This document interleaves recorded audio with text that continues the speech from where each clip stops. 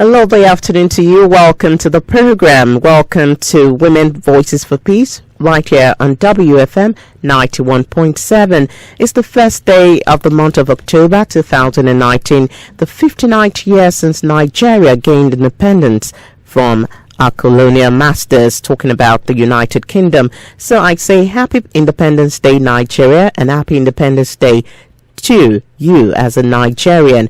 Welcome to the program. The United Nations, through various resolutions, recognizes the disparate impact that violent conflict has on women. It highlights the fact that generally women have been left out of peace processes, reconstruction and stabilization efforts. They recognize the imperative for the full and equal participation of women at all levels, ranging from conflict prevention to post-conflict reconstruction, peace and security. These resolutions, among a host of others, frame the women, peace and security agenda. Women Voices for Peace, in summary, is that radio show that hopes to attain female gender inclusivity, protection and equality.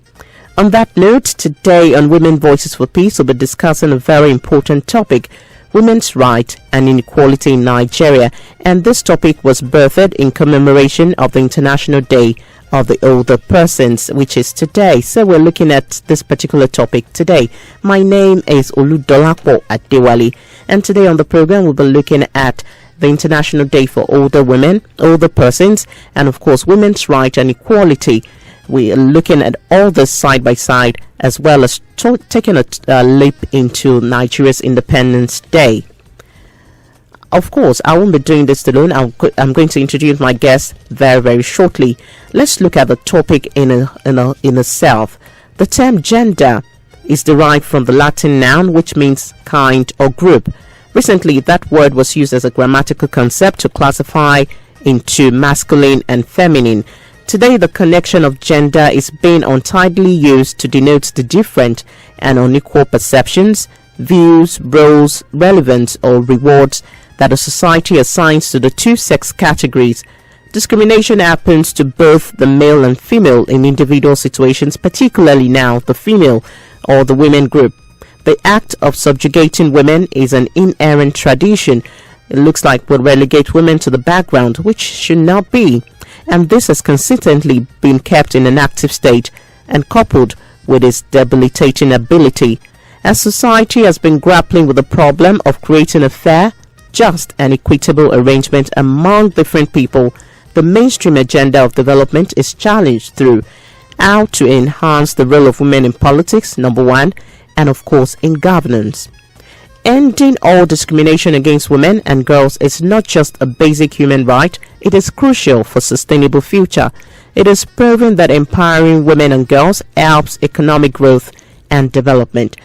But although there are more women than ever in the labor market, it will interest you to know that there are still large inequalities in some regions. And of course, this really calls for concern. Women are systematically denied the same work rights as men.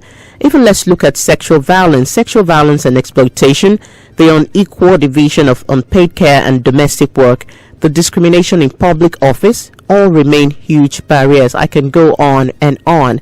Climate change and disasters continue to have a disproportionate effect on women and children, as well as conflict and migration. These and many more tend to limit our women from giving their best, as they are restricted to family caring and kitchen duties, which should not be. There was a particular line that says a woman does not need to go to school because she will end up in the kitchen. And this particular statement is what we're trying to correct on the program. And of course, in other quarters, talking about the role of a woman is much more than just being relegated to the background. So on the program today, to do justice to the topic of today, we're looking at the women's rights and inequality in Nigeria, even as we commemorate the International Day for Older Persons. And of course, on the phone, I have the Executive Director, Gender Development Action. She is Ada Ajina Ude. Good afternoon to you, Ada. Good afternoon. Welcome to the program. Thank you so much. All right. Today we are going to be looking at the topic that says that women's rights and inequality in Nigeria, and that is in commemoration of the International Day for Older Persons. I would like to start like this. Do you think let's take an overview of women's rights and inequality in Nigeria. Let's start by talking about gender inequality. We hear it every time. It keeps resonating in our airwaves. What exactly is gender inequality in Nigeria? Well, generally, gender inequality is when there's a lot of gap between opportunities that are available to men or boys and women and girls. Okay. In any type of sphere, whether it's in education, employment, labor, any sphere whatsoever, in terms of also control of factors of production, owning land.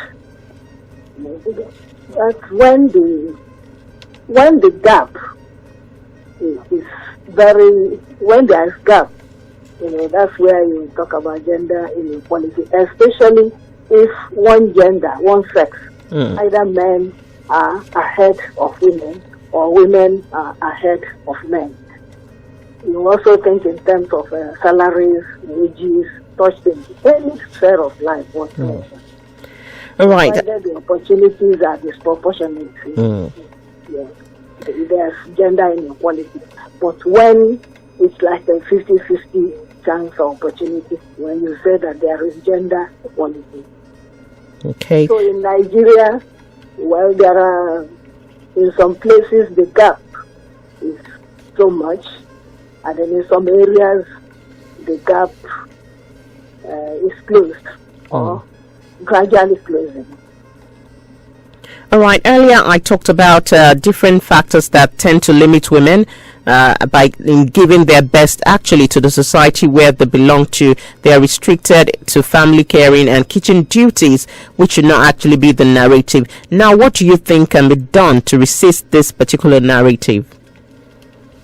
Let me just say that today, this is 2019, Nigerian women are not actually strictly restricted to the kitchen and domestic affairs. Apart from the work the social entrepreneurs and governments are doing to close the gap, I think the social reality on ground has changed quite a lot.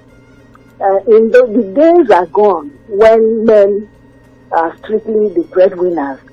They are the ones that go to work and then bring money, and then the wife is at home attending to children and other domestic affairs.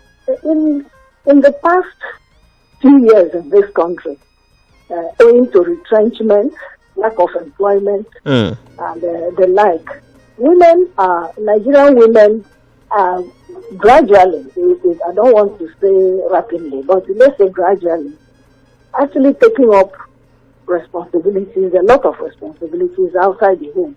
And that is another challenge, because if you have to take care of the home, the mere fact that they are now expected, or that more and more Nigerian women are working outside the home, it doesn't actually preclude the fact that they also work in the home.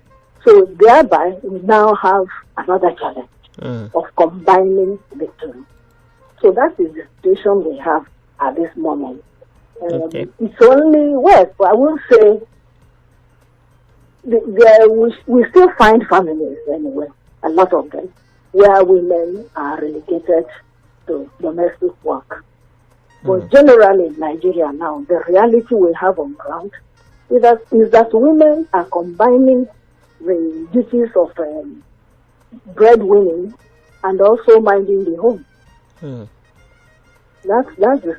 it is a huge task. In fact, it is now double jeopardy. That's the way we say it. It's a huge task.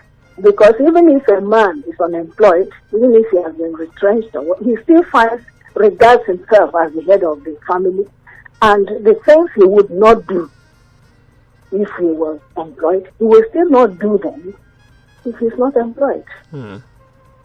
So you find that the women are now doubly burdened with trying to earn a living to take care of the family, and then also being in charge of domestic work. Yes. All right, in case you just joined us, the program is Women Voices for Peace right here on WFM 91.7. And of course, you can be part of the conversation this afternoon. Today, we're looking at women's rights and inequality, even as we commemorate the Day of the Older Persons in Nigeria. We're also going to be taking a look at the older women in Nigeria, at their rights being trampled upon in Nigeria. We're going to be looking at that later on the program. You can be part of the discussion this afternoon by calling 07000 917 917 090 256 25455. You can also send us a text message on 0703 1756 537. And of course, we are very social. We are on Instagram, Twitter, and Facebook. You can go to Twitter right now, and some of the tweets, conversations on this program and being tweeted at the moment. Our Twitter handle is at WFM917. And the phone lines are open, so let's get talking as we discuss women's rights and inequality in Nigeria in commemoration of the International Day for Older Persons. Now, let me go back to you, my guest, Ada. What are the causes and effects of gender discrimination? You've talked about gender inequality, gender discrimination. So let's look at the causes and effects. Are they really something weighty for us to look into? Yes. Gender discrimination is almost as old as human beings. We really don't know. There are so many theories on how it came about that women are regarded as the quote, the junior or inferior gender. So many things have been blamed for it, but generally we summarize all those causes under patriarchy. Patriarchy is a system of male superiority, male domination. It's something that has existed for so many years. And part of what patriarchy, the legacy that patriarchy has left for us, is what we call gender division of labor. There are certain expectations that the society have for women and certain expectations for men. So there are certain things a man is the head of the house. In fact, we even find it no disrespect intended, but even in our religion, you'll find that some of our holy books also promote this gender division of labor, whereby it is said that a man is the head and a woman has to be under the man. So you find it all over. And because of this, men assume that they have to lead and the woman has to follow. Okay. A man can be seen and heard, but a woman should not even be seen. Let alone heard. Okay. Exactly. So it continued like that up to the modern era, whereby we started education, formal education started. We know that so many families decided that since education is an expensive thing, and since a woman will grow up and get married and become a member of a different family from her paternal family, that there's no need to spend money educating her. Like an investment that would go to waste. Exactly. That was how they viewed it. Exactly. So that is how the disparity in education started. All right. Let me just give you this instance. In my journey in life, basically, I've seen that even in classes that are categorized as male-dominated classes, I've seen the females in those classes as even more brilliant than even their male counterparts, to the extent that their male counterparts are like they were like amazed at the fact that the ladies could actually come up and come out strong. I'm talking about classes that are like male dominated, like engineering, and all that. What do you have to say about that? Yes, you see, it's a lot of assumptions. The fact that women were not even considered for education initially started bringing on certain assumptions. You get the point. Even when women started going to school, the assumption that, since she's a woman, she gets pregnant and she takes care of babies. She has to do soft things like nursing, teaching, taking care of young people and people that are not well. It was just an assumption. Because she's a woman, she cannot do engineering because engineering is tough. Even if she studies it and she passes it, is she going to drive cranes? Is she going to, that sort of thing? Is she going to be on site, climbing up and down? So these are mere assumptions. As the years go by and women education is becoming popular, we are now discovering that there isn't actually any difference between the brain of a man and that of a woman. And that some women are so brilliant that put them in a class of 99 men and she's the only one there, she can beat all of them. Just the same way as certain men are equally very brilliant. These are the things we are discovering now. As time went on, it became a matter of attitude, assumption. She's a woman, let her go and do nothing. And such professions and the education leading to them or the training leading to them were equally promoted to enhance the domestication of a woman.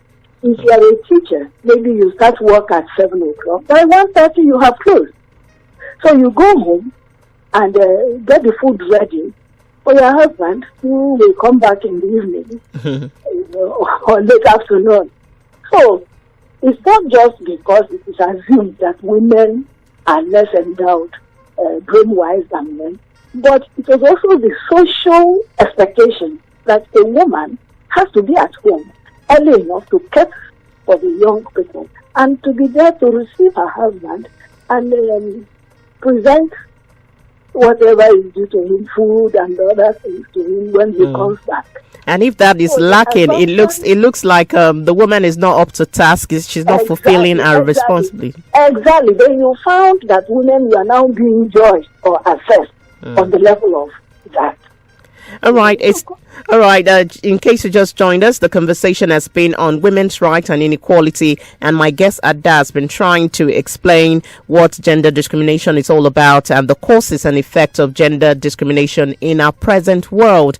And in case you want to be part of the program, you can call us on 07000 917 917 090 256 25455. What do you understand about women's rights and inequality in Nigeria? How can more women come out of this barrier that we have in the society and ensure that their rights are not trampled upon? Especially, we're taking a focus on the older women right now, the widows, the people who so-called have no other person to turn to. How are we ensuring that their rights are not being trampled upon in Nigeria? A quick come back to you, Ada.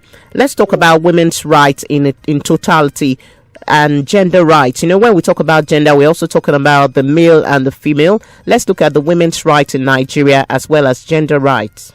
Yeah.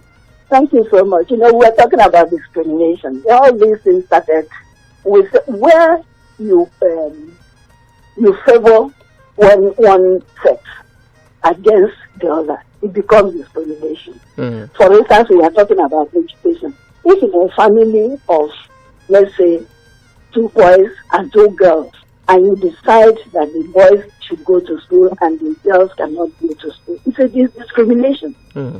And you find this spread in so many spheres of life to the point that even in employment, you find, I will use myself as an example. I worked with the federal government for some years.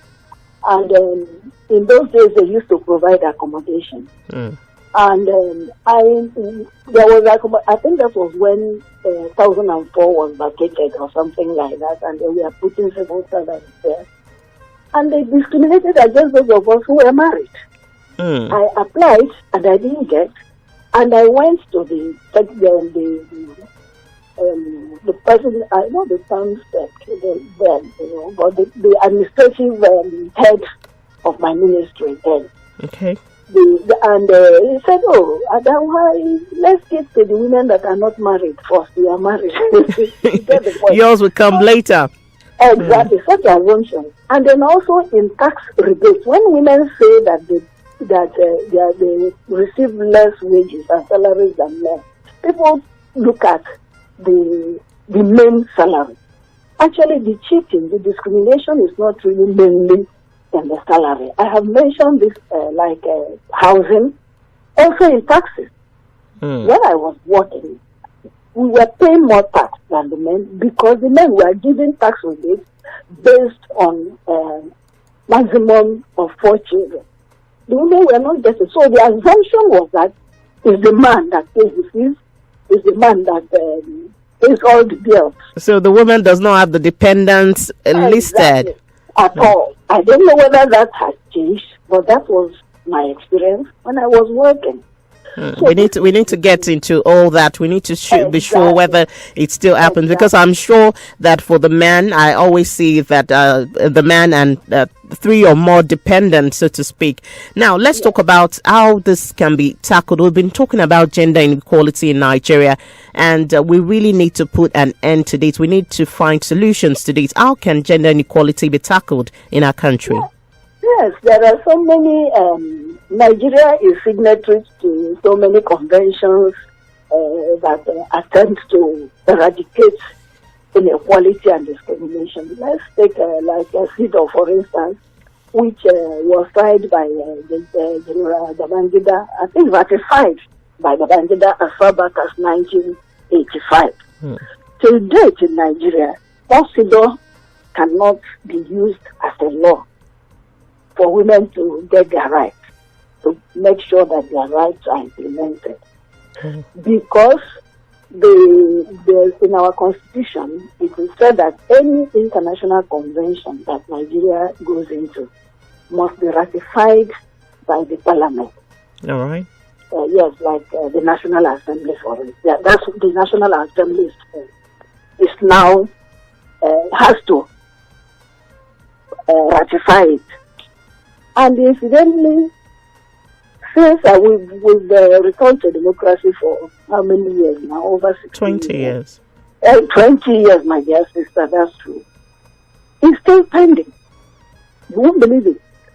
CEDAW is still pending at the National Assembly. So what the women's groups have done is to come up with bills that contains a potpourri of the various rights of women, including CEDAW and other conventions. And we've been presenting this to the National Assembly, and the last one that came up was the Gender and Equal Opportunities Bill, which our sister Biodun Olujimi was... Senator of Ekiti State. Yes, she was a senator. I think she's back to the Senate. We thank God for that. She sponsored it. And it went through, it passed through the first reading, and I think they spiked it at the second reading also, with all sorts of with all sorts of arguments, that are not tenable. But the long and short of it is that up to today, the Nigerian male is not yet prepared to give women that essence, that equality. There's this statement that if you give a woman an inch, they're going to take a mile. So it looks like maybe the male folk are a little bit scared of the opportunity they can present to the woman, meaning that maybe a woman will do even much more than the boundary they actually give them. Maybe that's why they're scared. Do you agree with that? That is part of it. In fact, a senator expressed that fear on the floor of the House. He said, are we now saying that the wife will be equal to him at home? He said it during the debate. That was his own problem. That his wife can now claim equality at home. But beyond that, we have the cultural and the religious aspect of this thing, Okay. There is, because of the emphasis, well, I will say emphasis, one of the key points in the women's rights is the right to their body. They have to decide. The body is their own. They say who wears the shoe knows where it pinches. Okay. So it is for a woman. You cannot take a decision about somebody in the person's absence. I remember that Adela used to say that he won't shave my hair in my absence. That's exactly what they are doing with women's bodies. They decide whether a woman should use contraceptives, whether she should have an abortion, when she should have an abortion, whether a woman should never resist sex from the husband, and there should never be anything like marital rape. Such things. These are the things that worry them. It worries them a lot, and they are really finding it difficult to adjust and accept that a woman should be able, a married woman, for instance, is not a minor. It's a full-fledged human being with well-developed reasoning faculty. Okay. I think a woman should be able to say, okay, I want to be pregnant now, or I don't want to be pregnant now, depending on her body, depending on how she may feel threatened, she may feel that she's not healthy enough, to have a baby at that time. So why should she not be the one to decide on how to deal with her body? And I think both of them, the husband and wife, should come to a conclusion or a decision on what to do. Thank you. But you find that in reality, it's the man that takes the decision. All right, in case you just joined us, this is WFM and the program is Women Voices for Peace, and we'll be taking a look at women's rights and inequality in Nigeria in commemoration of the International Day of Older Persons. You can also be part of the discussion. You can call us on 07000 917 917 or 090-256-25455. You can also go to our social media handles on Twitter at WFM917, and of course you see the conversations being tweeted at the moment. You can like and you can make your post on those tweets at the moment. The phone lines are open. You can call us and tell us how women's your right as a woman has been infringed upon in times past, how you think disproportionate pay has affected you. Maybe you and some set of guys were actually jostling for a job, and at the end of the day you found out that you were underpaid as a result of your gender. You can tell us and share your experience with us this afternoon. Let us know what you actually went through. Did you agitate for equal pay? Did you agitate for balanced or fair pay for your work as opposed to what they gave to the men? Let us know your side of the story this afternoon. Share with us how inequality has affected you as a woman, where everything you actually met the requirements, but at the end of the day your gender was used against you. Let us know this afternoon. You can call us at 07000 917 917. All right, still talking about gender inequality and disproportionate pay.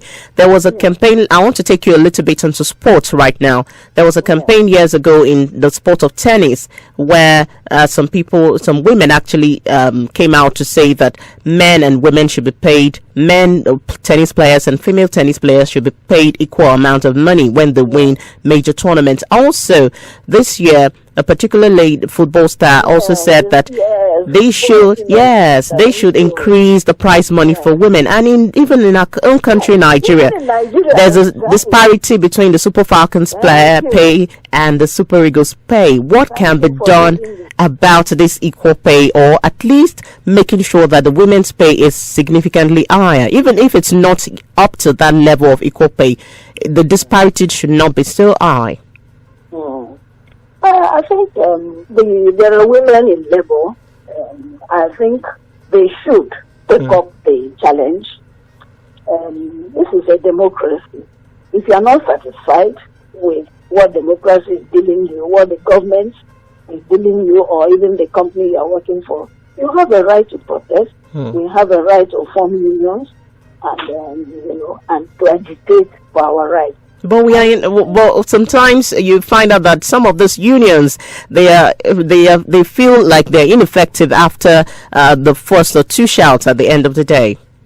Yes, it's a pity because what I think the people in government, I'm not talking about this particular government, but it's a general practice by governments to divide and rule.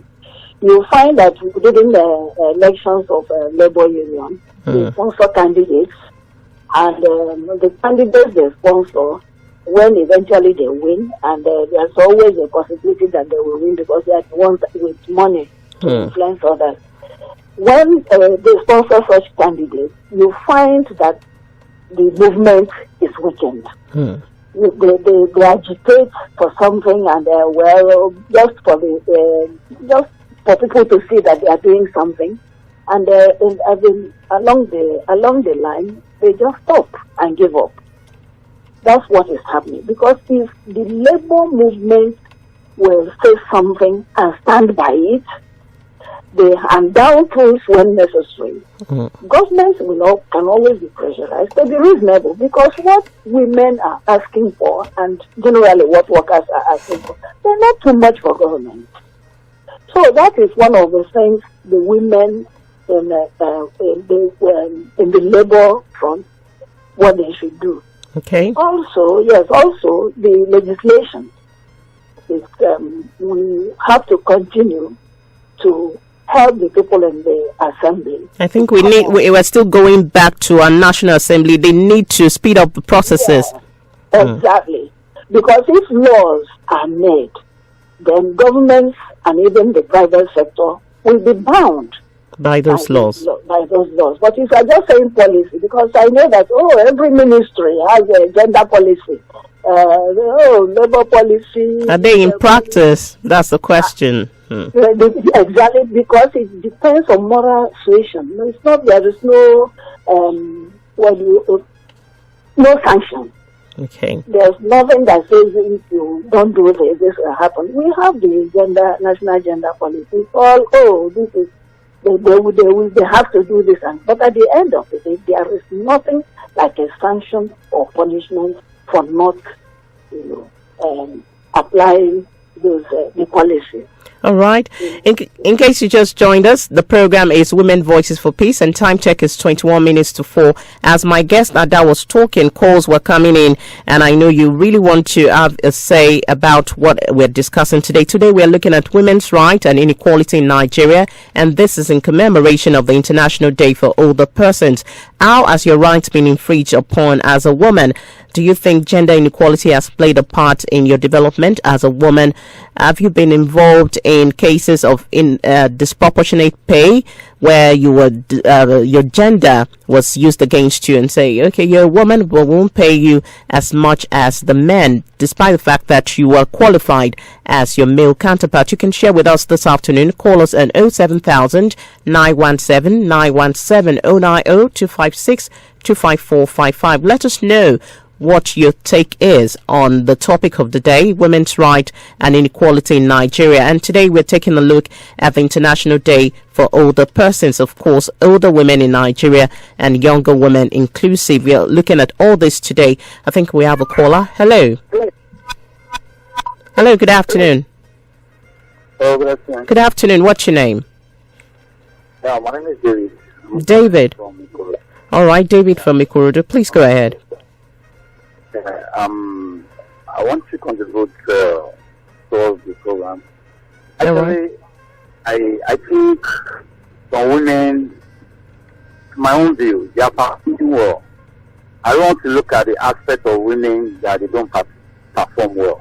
Because if you look at some women, they've had the opportunity and been to some posts in Nigeria, you'll be somehow disappointed. But I've worked for a woman before, and I really enjoy. It's only a woman that can be your boss, and the woman will be clear that, okay, this guy, you need to have a family, you need to go home at the right time. You're a friend. We need the young guys that are just coming up now. To me, I will advise all by 2023, you will try to, to support women 100%. 100% in terms of the president, vice president, governor. I'm expecting a woman should come out in any one of our states in Ogun or Lagos or you're in Yoruba land. It's okay, I want to become governor. You know, I'm 100% sure. I'm not saying the people there presently, they are not performing well. But let me tell you, a mother will be a mother. There is nothing you want to do, a mother will be a mother. Thank you. Even bad wrong will have presently, there are still some area that they are performing well. Thank you very much, David. And David actually talked about the motherly instinct in a woman, saying that a mother will be a mother, and is calling on young people like him to support women in 2023. There was a time, I think 2 elections ago, we had Remi Shonaya as the only female presidential candidate, those 2 elections ago. But it looks like the number is dwindling, especially when it comes to presidency. Let me take your reactions on that, Ada. Let me just take your reactions on that particular call. Yes, on politics. Yes.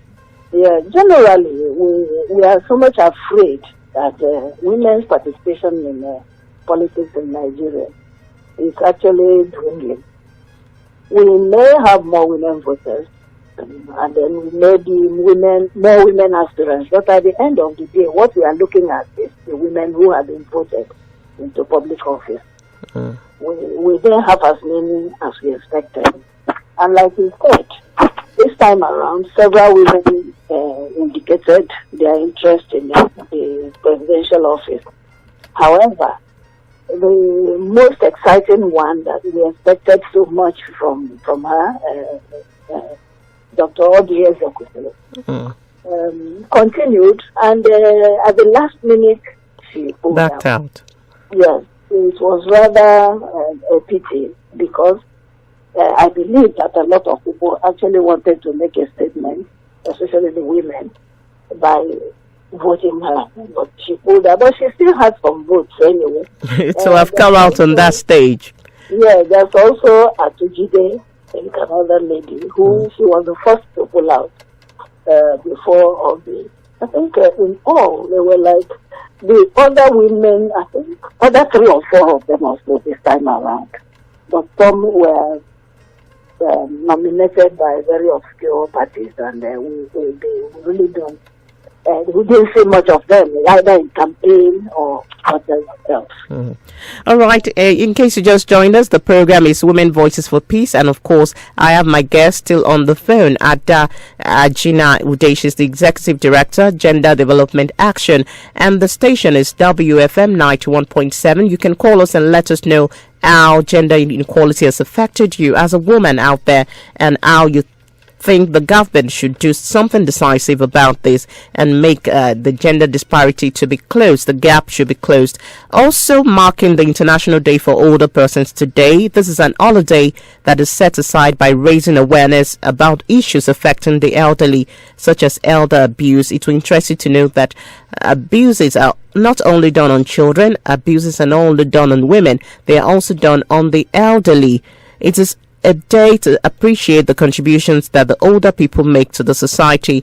It's not all the time that these contributions by the elderly persons are regarded, just like our women, but efforts should be put in place to ensure that the relativity of these issues are well amended.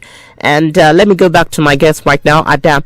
What solutions do you think can be applied to ensure that the quota of the older persons and our women are really regarded in this country called Nigeria? Yes, please, I would like to conclude on politics. Okay, go ahead. Because that is important. Our people say that if you are not in the place where the yams are being roasted, your own will be kept on the side. So we actually want women to be in governance, to be in the 3 arms of government, the legislature, executive, and the judiciary. We want women there, so that even if it is not, nobody is asking them to go there and favor women especially. But let the women's perspective, women's values and insights will go a long way to solve some of the problems that are intractable in this country. It has been done in other places. When you look at places where women are substantial in terms of governance, they are doing better. All right. and the Human Development Index. So in politics, I think what happened this last time was there was so much desperation. The desperation to get public office, to get into public office, is increasing in Nigeria, mainly because people see it as an easy way of looting public funds. So we need better regulation All right. for elections. Yes, let us introduce more stringent laws that will make it an offense for people to spend money in certain ways. All right. Now let's look at the second question. To reduce violence, yes. Okay. Let me now come to the, Okay. to the other one, yes, which is what now? Okay, I asked you what are the solutions you think that the quota of older persons and our women are regarded in our country called Nigeria. But quickly hold on that thought. I think we have a caller. Hello. Okay. Hello, good afternoon.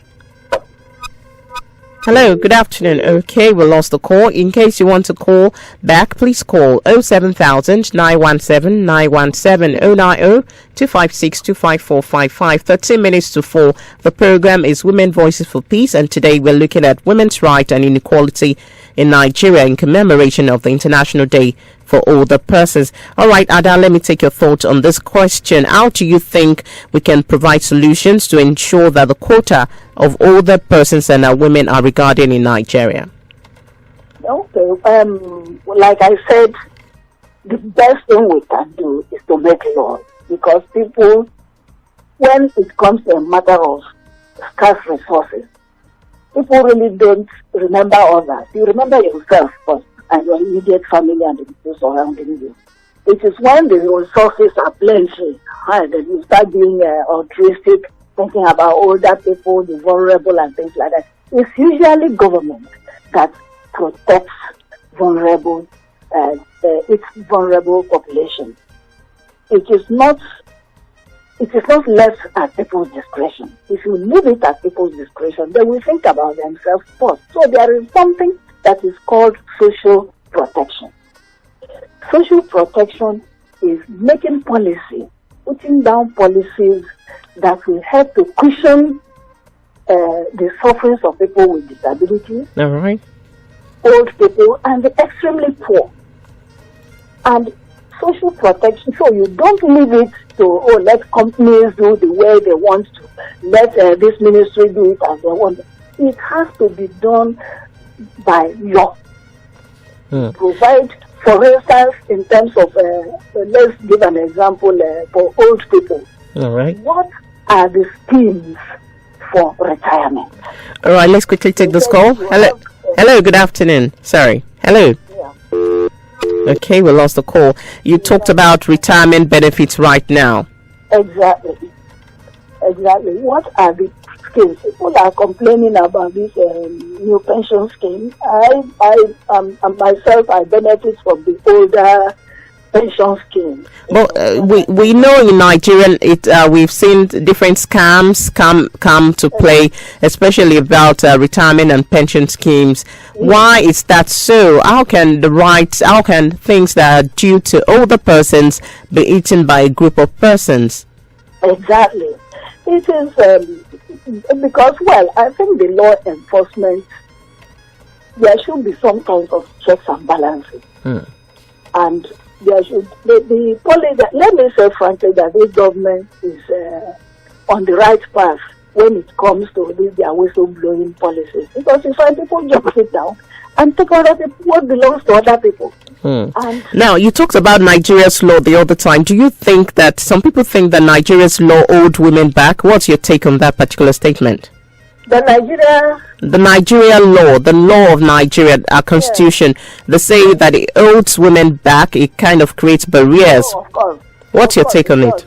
Of course, it does. There are several sections from approving the marriage of minors in 4B or something like that, where they say any woman who is married is deemed to be an adult. So if a 12-year-old they are married, she's an adult. From there, also to the so-called federal character principle, whereby a woman, you can only get quota in terms of appointments or any other benefit that comes your way through your place of origin, your state of origin. They don't consider that women marry away from their state of origin, and that it is not everywhere that a woman who is married, maybe you are from Onitsha, then you marry in Sokoto, then maybe Sokoto people will allow you to contest. Will allow you to come back and take a share. Yes, these are issues they have to look into. We are also talking in terms of affirmative action. Many countries that have achieved gender parity, there is always something in their constitution that specifies that this percentage of this, especially public office, should always go to women. Where it is not in the constitution, the political parties themselves they acknowledge that it is one of the fastest ways to bring women into politics. Now, Ada, let's talk about... In Nigeria, the political parties are not... So many things in the constitution, but we don't have time. Exactly. I think that will be a topic for another day. All right, Ada, I want to take your opinion on this. Oftentimes, feminism is misunderstood in this part of the world and therefore brings about bickerings and all sorts of contempt against people who call themselves feminists. What's the relationship between feminists and the fight for gender equality in this country? Well, as far as I'm concerned, feminism is just like the philosophy. You know, okay, you are somebody who fights for women, equality of the sexes. So, under what? How do we categorize you? We say you are a feminist. It's almost the something as saying you are a gender activist or something like that. Feminism is not the type of interpretations I see. They think it is women who hate men, women who want to challenge men in every aspect of life, women who would want to lord it over their men, whether husbands or partners or whatever. I think, unfortunately, the very earliest set of women in the United States who embraced this fight for gender equality, they overdid it. By some of them coming to say they wouldn't wear bra. If you don't wear bra, you are doing yourself. If your body hair, you get the point. Yes. Then some of them come to, in those days I learned, they will come openly and smoke cigarettes, trying to beat the men in their vices. But that has completely changed. There are so many theories of feminism these days. There are some people who simply believe that, okay, feminism is actually be a woman that you are. And by being a woman, your qualities as a woman will get you here. There are people who believe that. I think they call themselves a womanist too. Womanist. So many adjectives there. All right, Ada, because of our time, I would like to take your thought on this particular thing. You know, today is the 1st of October. I just like you in a statement to talk about on this day of an independence, what do you think our leaders should do differently?